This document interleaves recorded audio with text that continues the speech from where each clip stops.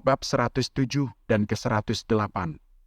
Wyatt Johnson yang berada di belakangnya lalu berjalan ke depan dan berkata sambil tersenyum. Wanita ini tampak asing. Kau mungkin seorang pendatang. Nona, siapa namamu? Ada beberapa orang di Nyumhi yang suka bermain-main. Kau harus berhati-hati, jangan main-main dengan mereka, mereka menjijikkan. Jika kau butuh sesuatu, Nona, saya bisa membawamu keliling area perbelanjaan ini. Saya manajer restoran Northland dan saya sangat mengetahui secara detail dengan area ini. Jelas sekali jika Wyatt sangat tertarik dengan wanita cantik seperti Yvonne Xavier yang kebetulan juga mengendarai Ferrari. Menurutnya, wanita itu pasti memiliki status yang luar biasa. Jika pria selevel Harvey saja bisa memacari Yvonne, Wyatt berpikir bahwa dirinya juga pasti bisa mendapatkan kecantikan dan kekayaan wanita itu. Awalnya, Harvey tidak ingin meladeni mereka, tetapi keduanya terlalu menyebalkan. Dia mau tidak mau melirik Wyatt dan berkata, Hai Johnson, bisakah pelayan restoran sepertimu berhenti membual tentang apa yang tidak kau miliki? Kenapa orang-orangku harus selalu dikatikan denganmu? Wajah Wyatt menjadi gelap. Dia tidak menyangka Harvey mempunyai nyali untuk membalas. Lalu dia berkata dengan panik, Harvey, jangan berlagak sombong, kau hanyalah menantu yang menumpang hidup. Apa kau sudah merasa hebat dengan menjadi pria simpanan? Begitu si cantik ini tahu siapa kau sebenarnya, habislah kau. Sambil berbicara, Wyatt melirik Yvonne pada saat yang bersamaan. Dia terus menekankan pada kata-kata pria simpanan dengan sengaja. Wyatt yakin pada dirinya bahwa Harvey adalah pria simpanan karena Ferrari itu jelas milik Yvonne. Mengenai hubungan Harvey dengan Yvonne, tidak perlu dipertanyakan lagi. Dengan melihat senyum dingin di wajah Harvey, Wyatt melanjutkan. Harvey, tidak aku sangka, setelah menjadi benalu di keluarga Zimmer selama 3 tahun, masih saja bisa menggait wanita kaya. Orang sepertimu sungguh membuat malu harga diri pria. Cukup banyak orang yang datang mendekat untuk menonton ocehan Wyatt itu.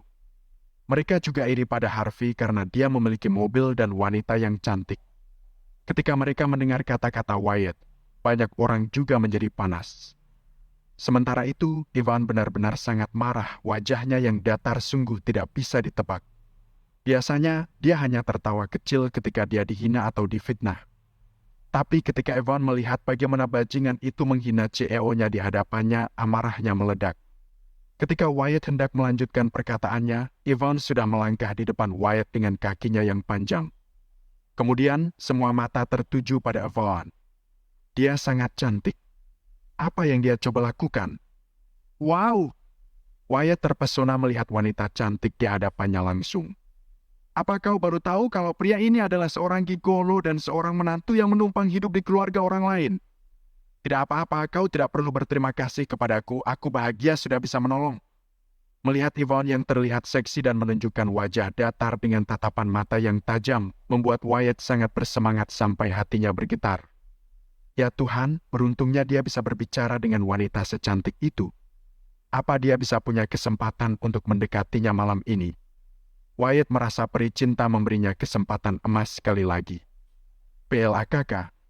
Namun, ketika Wyatt baru saja menyelesaikan kalimatnya, Yvonne memberikan tamparan keras ke wajahnya tanpa peringatan. Pipi kirinya sudah bengkak karena dipukul Zayn Lewis, kini Yvonne menamparnya malam ini. Kedua sisi wajahnya benar-benar terlihat bengkak dan merah. Suara tamparan yang sangat keras dan kuat itu membuat setengah dari pejalan kaki menjadi tiba-tiba menghentikan langkahnya. Orang-orang yang sebelumnya tidak tahu situasinya terkaget dan bengong. Kau, beraninya kau menampakku? Wyatt benar-benar tidak menduganya. Dia sama sekali tidak bisa bereaksi apa-apa setelah mendapatkan tamparan itu. Hari ini adalah hari sial baginya. Dia tidak hanya dipukul tetapi juga ditampar kemanapun dia pergi dan hal itu membuatnya sangat malu. Cecilia yang ada di sampingnya juga kaget. Dia jelas tidak menyangka Yvonne menjadi begitu agresif. Dia lalu mundur dan khawatir. Wyatt, kau baik-baik saja? Setelah itu, dia memelototi Yvonne. Kau pikir kau bisa melakukan apapun yang kau mau hanya karena kau cantik? Kau pikir kau bisa menampar orang sesukamu? Bab 108. Yvonne terlalu malas untuk menegur Cecilia. Sebaliknya, dia memelototi Wyatt dan berkata, Masa bodoh? Kau pantas dipukul. Cuma pelayan restoran saja yang berani membual di depanku. Mulutmu sama kotornya dengan toilet. Siapa lagi yang harus aku pukul jika bukan kau? Amarah Evan kemudian agak mereda. Tadi itu dia kelepasan dan langsung menggertak Wyatt. Orang-orang di sekitar berdecak kagum. Parah marah sekali loh dia. Dia benar-benar jagoanku, aku suka wanita yang tangguh. Orang biasa sih tidak pantas dapatkan wanita seperti dia. Orang-orang seperti kita hanya bisa memimpikannya.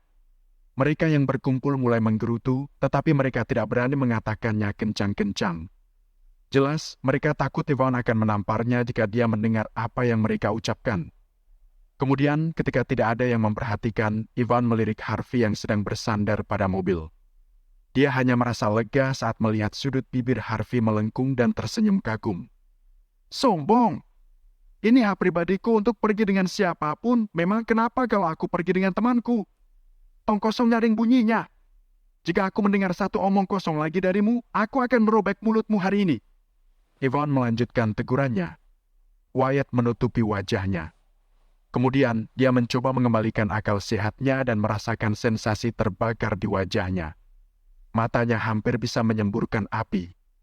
Dia memelototi Harvey dan Ivan dengan tajam dan berkata, Oke. Kalian berdua bajingan tukang buli sudah merasa hebat. Kau pikir aku hanya akan diam? Tunggu saja. Wyatt mengeluarkan ponselnya dan menghubungi seseorang. Terdengar bagaimana pria itu berbicara cari muka kepada penerima panggilan itu. Sungguh menjijikkan. Tuan Louis, saya ada masalah. Ada yang menyerang saya. Apakah saya boleh meminta bantuan kepadamu? Oh, oke.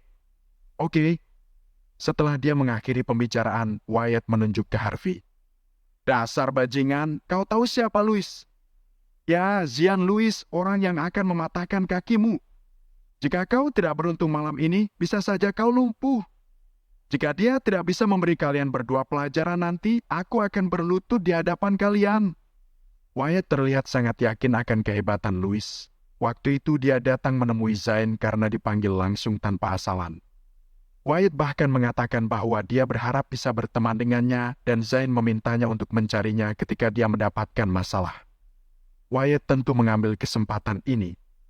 Namun, dia tidak menyangka hubungannya akan berguna secepat ini. Tidak lama setelah panggilan berakhir, lebih dari 10 petugas keamanan pusat perbelanjaan mendorong kerumunan dan berjalan ke arah mereka. Di belakang satpam, ada Zain dengan luka balut di lengan kirinya. Zain masih merasakan sakit yang menyengat di lengannya sampai sekarang.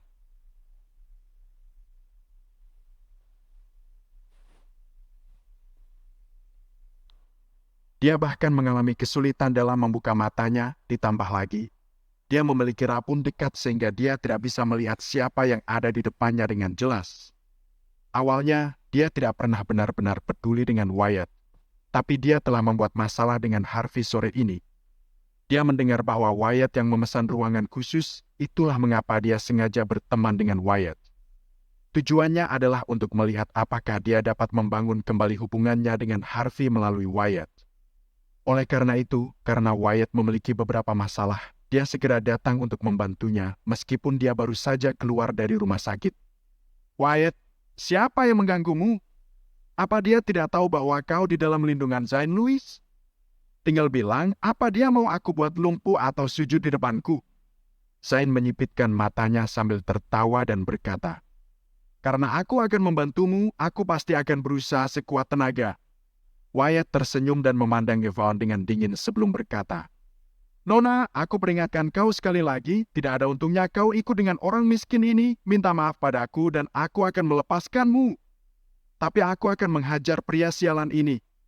Wah, ada Nona seksi di sini? Nona, apa kau mau bermain denganku? Jangan repot-repot hidup dengan gigolo itu lagi. Ucap Zain tersenyum lembut. Yvonne selalu mengenakan setelan jas sebagai pakaian kerjanya dan rambutnya diikat ekor kuda. Malam ini, dia mengenakan atasan kulit dan rambutnya tegerai di pundaknya. Dia terlihat sangat berbeda dari biasanya, jadi Zain tidak bisa mengenalinya saat itu. Harvey bersandar pada Ferrari dan tersenyum tanpa suara. Dia tidak bisa berkata apa-apa pada saat itu. Apa Zain cari mati? Atau dia memang sesial itu?